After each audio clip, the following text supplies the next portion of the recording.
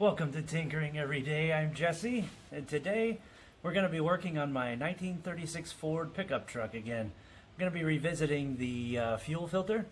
I did a little video on that a little while ago, and I wasn't quite happy with the end result when I got done with it.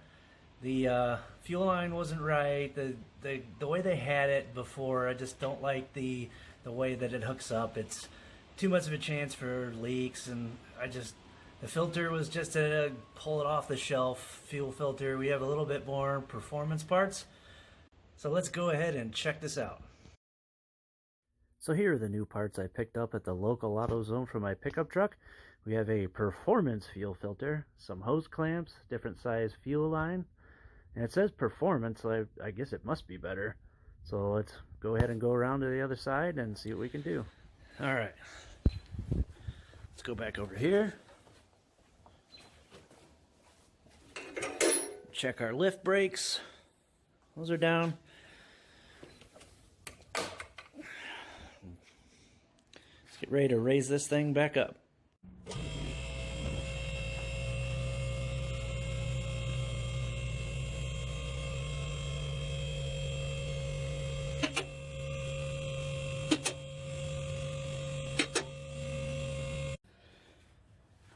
Okay, let's get started putting this together. I already threaded the nipples onto the filter. Comes out of the package like that you saw. Just cut it open and it comes with these attached line nipples. So you get the one for the right size hose. So we're going to use this size. Fits to my truck better. Alright, put this together.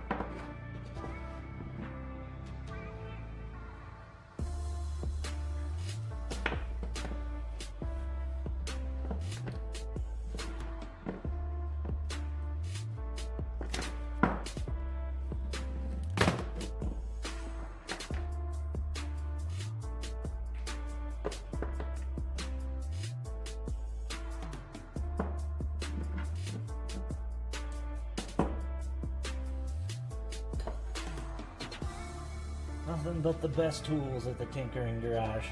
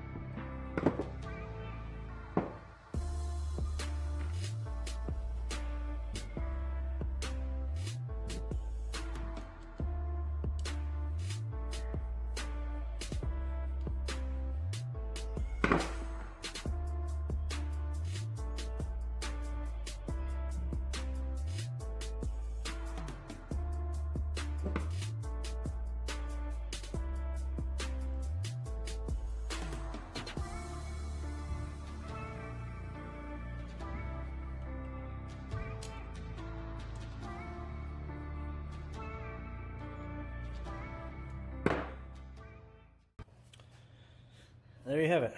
There's our fuel filter put together and assembled with new lines. Let's go ahead and offer it up to the truck.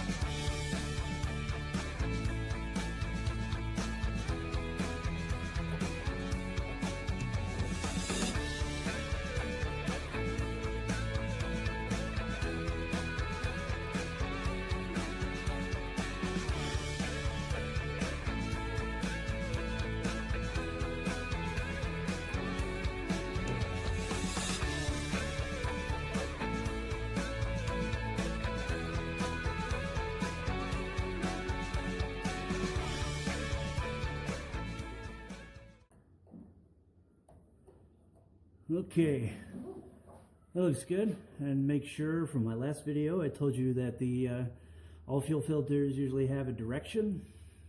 This one has an in and out on the back side of it. This side is in, so that comes from your fuel tank, and out goes up towards your carbs. I just have these outer ones snug, so we'll go ahead and get them all the way tight. Grabbed a better screwdriver this time. Try not to slice our hands.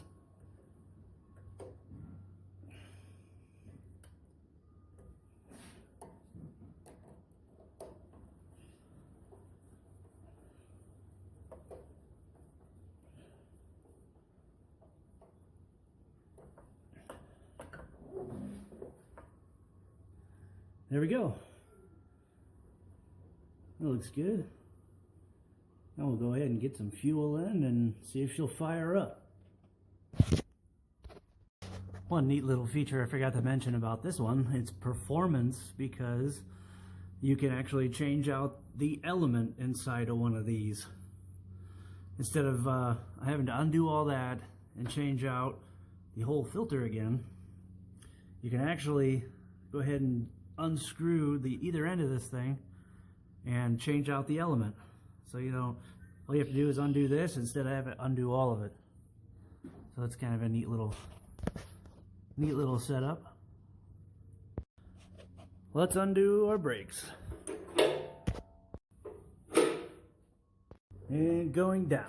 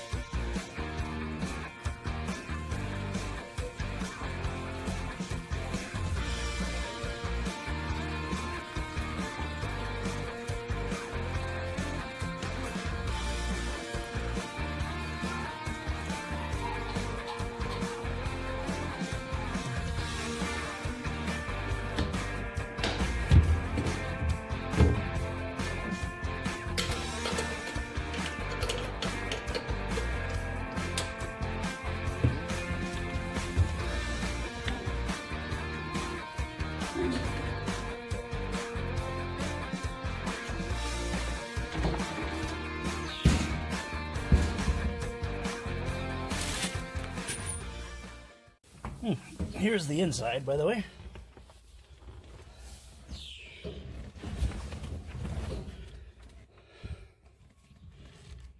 All right, got some fuel in her. Go ahead and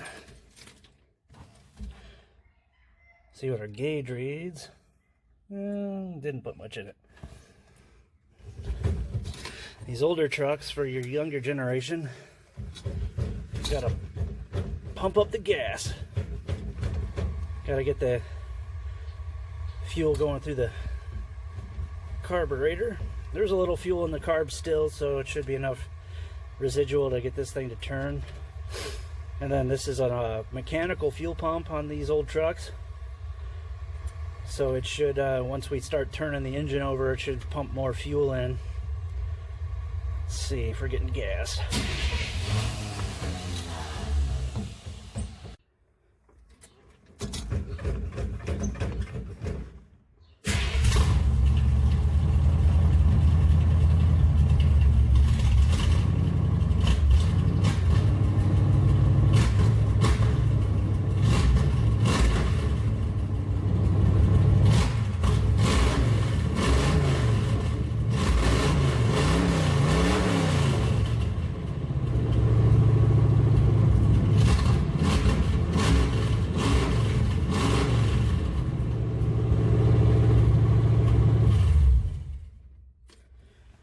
that's a good start. We have fuel.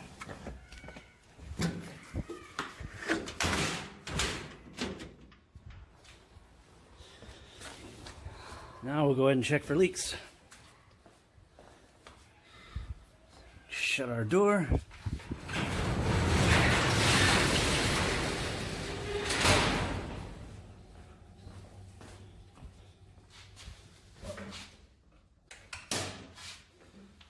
Check our lock over there. It's supposed to be automatic releasing once it's on its way down. Oh yeah, that lock is disengaged. Or it'll go up one side only, and that's bad.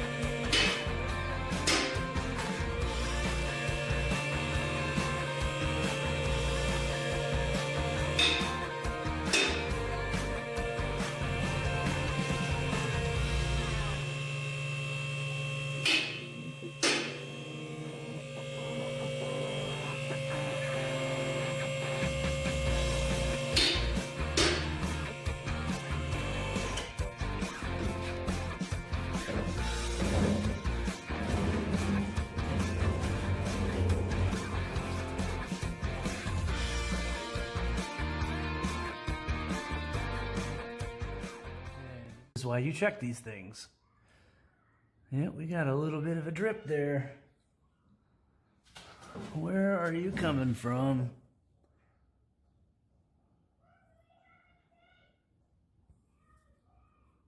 Let's try. That looks like we got an issue.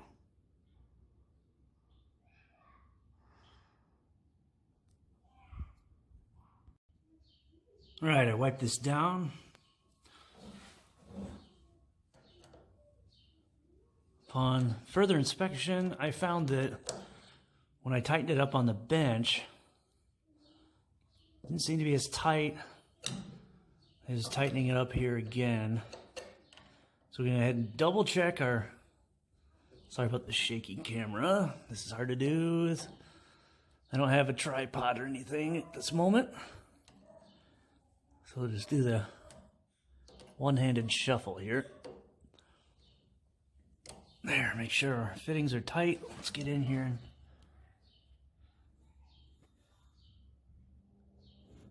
check our fitting. The shiny black fittings too. It's kind of hard to tell if it's just shiny or if it's leaking a little gas. So we'll take our little blue towel.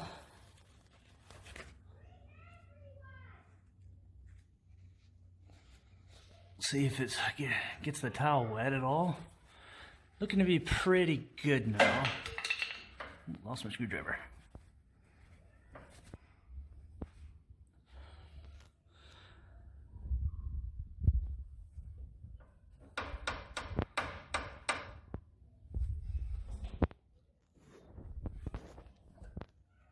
Won't seem to be leaking now. I think we're good.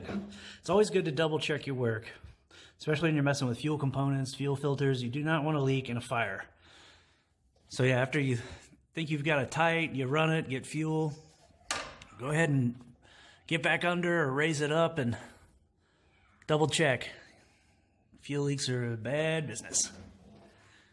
All right, another way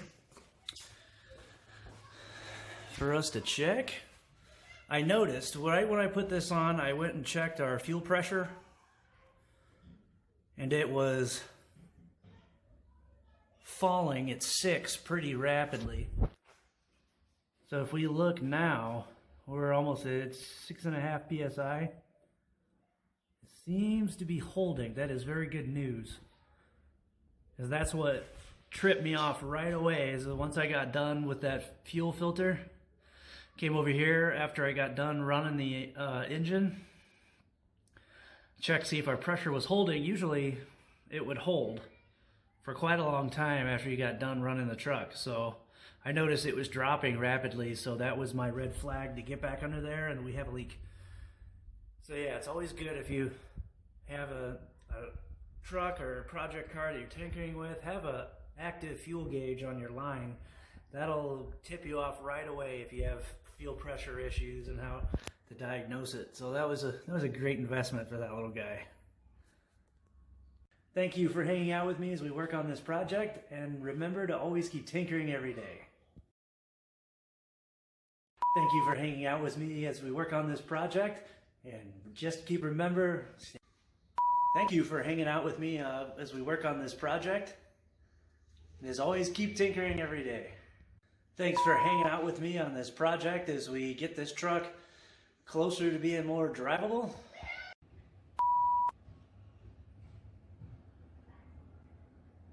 So let's go ahead and check this out.